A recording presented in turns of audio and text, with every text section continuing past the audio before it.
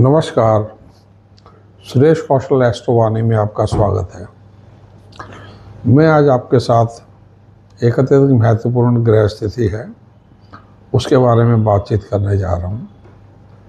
ये ग्रह स्थिति है मार्च 2026 में हर लगन के ऊपर।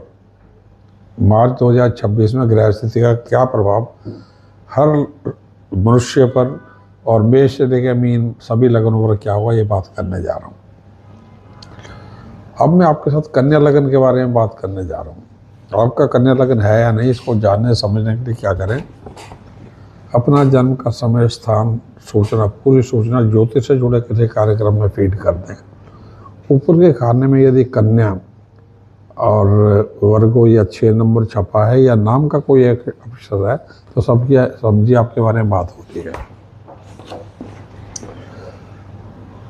हम लगन पर इसलिए बात करते हैं कि जो उपाय रत्न इत्यादि कुछ होते हैं वो ज़्यादा सटीक जो होते हैं लगन के ऊपर बैठते हैं। लगन आधारित उपाय होने से हम लगन पे ही बात करते हैं हर बार।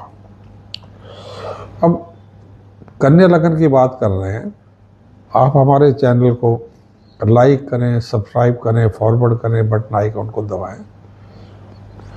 हमारा जो ये कार्यक्रम है एक प्रकार से एक माह में की जो पूरा घटना चक्कर है उस पर ही बात करेंगे। आज क्या है ये घटना चक्र, ग्रह स्थिति क्या हो रही है। देखिए, पहली से लेकर 3 मार्च तक होलाष्टक है। 3 मार्च को फागुन पूर्णिमा है, होली है, और होली के साथ साथ चंद्र ग्रहण भी है। सिंह राशि में पड़ने वाला चंद्र ग्रहण भी है। चंद्र केतु इकट्ठे हैं। अगली मुख्य ग्रह स्थिति क्या है, 1 मार्च को शुक्र जो है मीन राशि में चले जाएंगे। कन्या लगन के ये भाग्येश और द्वितीयेश हैं, उच्च के हैं, तो ये मीन लगन में चले जाएंगे और सप्तम भाव में चले जाएंगे, आपके लिए उत्तम रहेंगे। तीसरी ग्रह स्थिति क्या है, शनि ग्रह जो है आपके पंचमेश हैं, आपके स्वास्थ्य के, मानसिक स्थिरता के, संतान से और व्यापार इत्यादि से जुड़े, वैवाहिक जीवन से जुड़े, ये 7 तारीख को 8 तारीख को अस्त हो जाएंगे। और 14 तारीख को सूर्य जो है सप्तम भाव में प्रवेश कर जाएंगे, जहाँ शुक्र और शनि पहले ही चल रहे हैं। तो सूर्य खर्चों के लिए महत्वपूर्ण है, स्वास्थ्य के लिए महत्वपूर्ण है। बॉडी की हीट बढ़ जाती है, बॉडी ड्राई होने लगती है, आपका गुस्सा बढ़ जाता है, खर्चे बढ़ जाते हैं, और मन मुटाव हो जाना अपने व्यापारिक साझेदारों के साथ में, जीवन साथी के साथ में, संतान के साथ में, तो उस पर थोड़ी सावधानी रखनी पड़ेगी। ये जो ग्रह स्थिति जो ज़्यादा सावधानी की 14 मार्च के उपरांत है, क्योंकि 14 मार्च को सूर्य मीन राशि में आ जाएंगे और सप्तम भाव में इकट्ठे हो जाएंगे। अब पूरे 31 मार्च तक शनि अस्त हैं, तो ये तनाव जो मैंने बोले 31 मार्च तक चलेंगे। उसके उपरांत कौन सी ग्रह स्थिति आ रही है, 14 मार्च को सूर्य बदल गए। उसके उपरांत जो है 19 मार्च को नवरात्रे शुरू हो जाएंगे। 19 से लेकर 26 तक। 26 को रामनवमी है, पहला नवरात्रा क्षय है, यानी वो तिथि इस बार एक नवरात्रा कम है। रौद्र नाम इस नवरात्रे के संवत का नाम रौद्र नाम से है, संवत 2083 है। तो ये जो है महीना आपके लिए अत्यधिक महत्वपूर्ण रहेगा। आपको पूरा महा प्लान करना पड़ेगा और इस प्लानिंग का असर पूरे आपको वर्ष तक मिलेगा। सबसे अच्छी बात यह है कि दशम भाव में जो बृहस्पति हैं आपके कर्म को नियंत्रण में लेके चलेंगे। आपको सिर्फ बृहस्पति किस चीज़ में विशेषता और माहिर करता है, आपको ऑर्गेनाइजिंग एबिलिटी को, अपनी को उस स्तर को बनाए रखेगा। ये मैनेजमेंट का ग्रह है। तो ये दशम भाव में चल रहा है। 6ठे भाव में जो आपके ग्रह हैं अभी जो चल रहे हैं 1 से 14 मार्च तक, सूर्य, मंगल, बुध और राहु, उन पर दृष्टि पड़ेगी। तो आपके शत्रुओं को दबाएगा, स्वास्थ्य को नियंत्रण में रखेगा सिर्फ। और मंगल क्योंकि खराब चल रहा है तो आपको पेट की समस्या होना, बैक पेन होना, यूरिन इन्फेक्शन होना, इस प्रकार की चीज़ों के प्रति आपको सावधानी रखनी होगी। शनि अस्त रहेगा, इसलिए 8 तारीख से सर दर्द होना और गैस बनना और तेज गुस्सा आना, संतान के ऊपर, अपने खर्चे को लेके, अपने जीवन को लेके ये ग्रह स्थिति परेशान करने वाली है। गर्भवती महिलाओं को पूरे माह सावधानी रखनी होगी, क्योंकि 3 मार्च का ग्रहण जो है द्वादश भाव में लग रहा अच्छा नहीं है। और सूर्य जो ग्रहण में इन्वॉल्व है, जो बाद में 7 तारीख से शनि अस्त होंगे, उससे उनका भिड़ंत शुरू हो जाएगी। 14 को सूर्य भी शनि के साथ जाएंगे। तो संतान के प्रति या गर्भवती महिलाओं को ज़्यादा सावधानी रखनी ही होगी इस माह में, ज़्यादा सावधानी रखनी होगी इस माह में।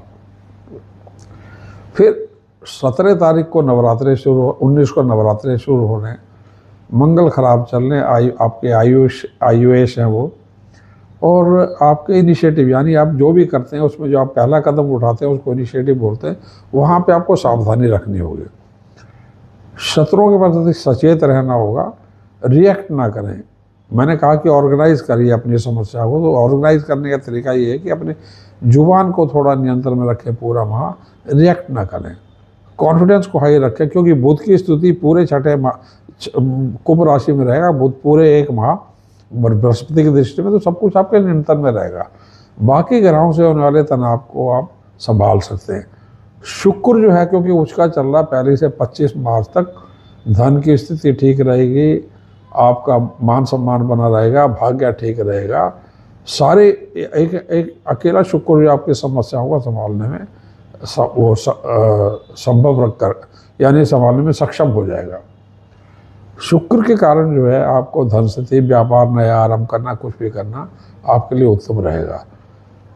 कंप्यूटर इंजीनियरिंग, कागज कपड़ा, कंप्यूटर्स, आर्टिफिशियल इंजीनियरिंग और मीडिया से जुड़ा जो क्षेत्र है, मीडिया से जुड़ा है, music, art, dance, Bollywood art, TV, advertising इत्यादि, सब में शुभ रहेगा। केवल रियल एस्टेट, लोहा, सीमेंट इत्यादि, राजनीति, नौकरी में महीना गड़बड़ जा सकता है 14 के उपरांत। इसलिए झगड़ा ना किसी से करिएगा। नौकरी को बदलना खतरनाक रहेगा, झगड़ा होने से नौकरी को भय रहेगा, उन चीज़ों से बचिएगा। जिनकी आयु 60 के ऊपर है तो उनको लीवर की समस्या होना, पथरी की समस्या होना या हृदय रोगियों को ज़्यादा सावधानी रखनी होगी। जीवन साथी के स्वास्थ्य और अपने स्वास्थ्य पर सावधानी रखनी होगी। पन्ना, हीरा और पीला पोखरा धारणा लाभकारी रहेगा। 19 मार्च से पहले ही आप जो है 3 तारीख का जो चंद्र ग्रहण आएगा उसके नेक्स्ट डे ही आप जो है विष्णु सहस्त्र नाम, आदित्य हृदय स्तोत्रम इत्यादि का जाप कर सकते हैं, आरंभ कर सकते हैं। और एक मुख्य बात यह है कि कन्या लगन जो है 7वें भाव में उसके शुक्र चलेंगे। कन्या लगन जो है लक्ष्मी से जुड़ा है। ये देखिए, चाहे तो आप, ये विषय है श्री विद्या, ये भक्ति लक्ष्मी है, इनके आप किसी मंत्र का जाप कर सकते हैं। कौन कौन से मंत्र हैं? ओम ब्राह्म ह्रीम ब्रह्मसा बुधाय नमः। परंतु किसी भी मंत्र को आरंभ करने से पहले गणेश जी का जाप करें। वो भी कन्या लगन से ऊपर अपनी प्रसन्नता बहुत रखते हैं, वो अपना आशीर्वाद रखते हैं। ओम वक्र तुंडाय हूँ, उसके उपरांत जो है ओम ब्राह्म ह्रीम ब्रह्मसा बुधाय नमः, उसके उपरांत ओम धनाधरी धनोसा शुक्राय नमः। हनुमान चालीसा या दुर्गा का मंत्र ओम ऐंगिंग क्लीं चामुंडाय बिच्चे पूरे माह करते रहें 3 के उपरांत। नवरात्रों में भक्ति का जो लक्ष्मी का एक रूप है, एक सरस्वती का रूप है, एक दुर्गा का, तीनों का पूजन करें। तो यानी हो सके तो ओम ऐंगिंग क्लीं चामुंडाय बिच्चे, अथवा विष्णु, ये जो है दुर्गा सप्तशती का जो है प्रथम चरित्र, उसी का आप जाप करते रहें तो आपके लिए लाभकारी रहेगा। रतन मैंने आपको बता दीजिए। और एक जो मंत्र है वो है बुध गायत्री, जिससे जो है आपको पूरे माह जो है शांति रहेगी, उसका आप जाप कर सकते हैं। बुध गायत्री जो मंत्र है वो इस प्रकार है। ओम सौम्य रूपाय विद्महे वाणेशाय धीमहि तन्नो बुधा प्रचोदयात्। क्योंकि 7वें भाव में शनि भी हैं और शनि अस्त भी चल रहे हैं, पंचमेश हैं, तो शनि गायत्री भी आपको लाभ देगी। वो इस प्रकार है। ओम सूर्य पुत्राय विद्महे मृत्यु रूपाय धीमहि तन्नो सौर्य प्रचोदयात्। इस मंत्र का जाप करें। शनि खराब है, सूर्य खराब है, पिता से झगड़ा, नौकरी में झगड़ा, कहीं पे भी व्यापार में झगड़ा, हर जगह झगड़े से बचे। मांसाहार मद्यपान से दूरी पूरे माह आवश्यक होगी। ग्रहण भी है, शनि भी खराब है और नवरात्र है, तो संयम रखें। बृहस्पति आपको बचा के ले जा रहे हैं, चिंता न करें।